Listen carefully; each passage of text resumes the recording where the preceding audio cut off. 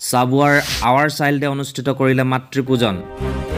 স্বত্বাধিকাৰ মণ্টু ৰাজখোৱাৰ নেতৃত্বত চাবুৱাৰ আৱাৰ চাইল্ডে অনুষ্ঠিত কৰিলে মাতৃপূজন।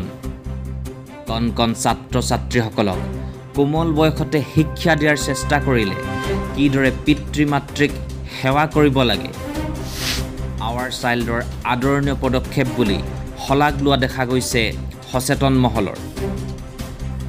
পিতৃ মাতৃসকলেও নিজ নিজ সন্তানক আশীৰ্বাদ দিয়া দেখা গ'ল আজিৰ এই অনুষ্ঠানত।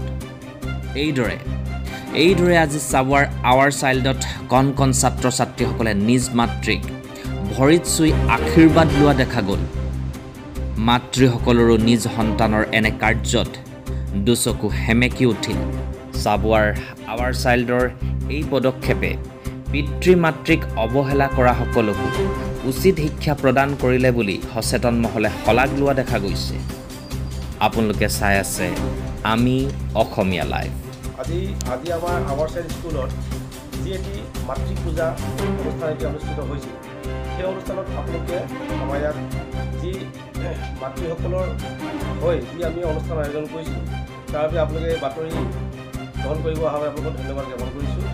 আমাৰ এই মাতৃ পূজা অনুষ্ঠানটি অনুষ্ঠিত কৰাৰ উদ্দেশ্য হ'ল যে আমি আৱাৰ চাইল্ড স্কুলৰ পৰা যিসকল ছাত্ৰ ছাত্ৰী ইয়াৰ পৰা ওলাই গৈ অন্য স্কুললৈ তেওঁলোকে যায়, তেওঁলোকে যাতে শিক্ষাৰ উপৰি আৰু সমাজৰ কিছু কথা তেওঁলোকে জানি যাওক।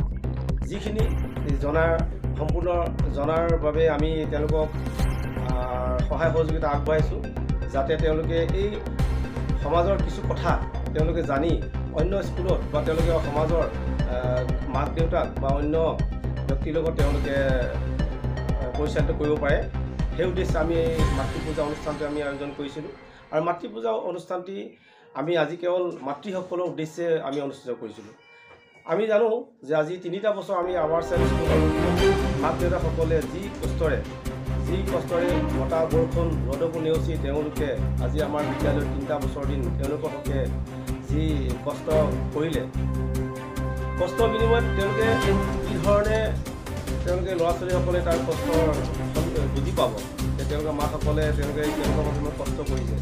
গতিকে তেওঁলোকৰ বাবে তেওঁলোকে কিছু তেওঁলোকৰ মাতৃসকলক যে তেওঁলোকেও সেইধৰণে কষ্ট কৰিব লাগে, অহা বছৰৰ দিনবিলাকত তেওঁলোকৰ মাতৃসকলক দিব লাগে, তেওঁলোকক সেৱা কৰিব লাগে, তেওঁলোকক যিধৰণে আজি স্কুলত থোৱাৰ পৰা খাদ্য যোগাৰ দিয়াৰ পৰা নতুন বস্ত্ৰ দিয়াৰ পৰা সকলো ক্ষেত্ৰতে যিদৰে তেওঁলোকৰ অৱদান আছে, ঠিক তেওঁলোকৰ মাতৃসকলক লৈও যাতে এই ছাত্ৰ ছাত্ৰীসকলে অনাগত দিনবোৰ তেওঁলোকে ৰাখিব পাৰে, সেই উদ্দেশ্যে আমি তেওঁলোকৰ এই সংস্কাৰৰ বিষয়ে আমি তেওঁলোকক এই জ্ঞান দিয়াৰ উদ্দেশ্যে আমি মাতৃপূজা অনুষ্ঠানটি আয়োজন কৰিছোঁ।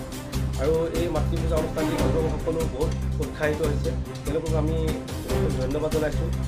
তেওঁলোকক ধন্য হৈছে যে এনে এটা অনুষ্ঠানৰ যোগেদি মাতৃসকলক কিদৰে সন্মান কৰিব লাগে, কিদৰে তেওঁলোকক মানিব লাগে, সেই সকলোবোৰ কথা আমি তেওঁলোকক শিকাব পাৰিছোঁ। তাৰ সকলোবিলাক অভিভাৱক তেওঁলোকে সন্তুষ্টি লাভ কৰিছে আৰু সকলোজন অভিভাৱকে আজি এই মাতৃপূজা অনুষ্ঠানটিত অংশগ্ৰহণ কৰিছেহি। আৰু তেওঁলোকেও বহুত আৱেগিক হৈছে, যিহেতু আমি তেওঁলোকৰ ল'ৰা ছোৱালী হৈ তেওঁলোকক কি ধৰণে তেওঁলোকক চৰণ ধুৱাব লাগে, ক'ৰবালৈ গ'লে তেওঁলোকক সঁচা কথা কৈ তেওঁলোকৰ চৰণত ধৰি সেৱা জনাব লাগে, তেওঁলোকক মিছা কথা ক'ব নালাগে, সদায় সত্য কথা ক'ব লাগে। তেনেবোৰ কথা আমি শিকাব যাওঁতে মাতৃসকলো বহুত আৱেগিক হৈছে আৰু সেই আৱেগিক হৈ তেওঁলোকে ভাল আমাক ধন্য জনাইছে, যিহেতু আৱাৰ চাইল্ড স্কুলে আজি অনুষ্ঠানটি আয়োজন কৰা হ'ব। গতিকে আমাৰ আৱাৰ চাইল্ড স্কুলে আজি যোৱা বছৰৰ পৰা এই অনুষ্ঠানটি আমি আয়োজন কৰি আছোঁ আৰু অনাগত দিনতো আমি অহা বছৰৰ দিনবিলাকতো আমি এই অনুষ্ঠানটি আয়োজন কৰিম। আৰু আহি থকা প্ৰজন্মকো আমি কি ধৰণে তেওঁলোকৰ আই মাতৃসকলক পুজিব লাগে, মাসকলক সন্মান কৰিব লাগে, এই দিশ আমি তেওঁলোকক শিকাই যাম বুলি আমি দৃঢ় প্ৰতিজ্ঞ হৈছোঁ। আৰু এটা কথা আমি আপোনালোকক আমি জনাব পাই সুখী হৈছোঁ যে আমি তেওঁলোকক আৰু এটা শিক্ষা আমি অতিকৈ দিয়াটো প্ৰয়োজন অনুভৱ কৰিছোঁ যে সমাজত মাতৃতকৈ ডাঙৰ উৎসৱ ভগৱান কোনো নাই। আমি সেই কথাটো তেওঁলোকক বুজাবলৈ সক্ষম হৈছোঁ।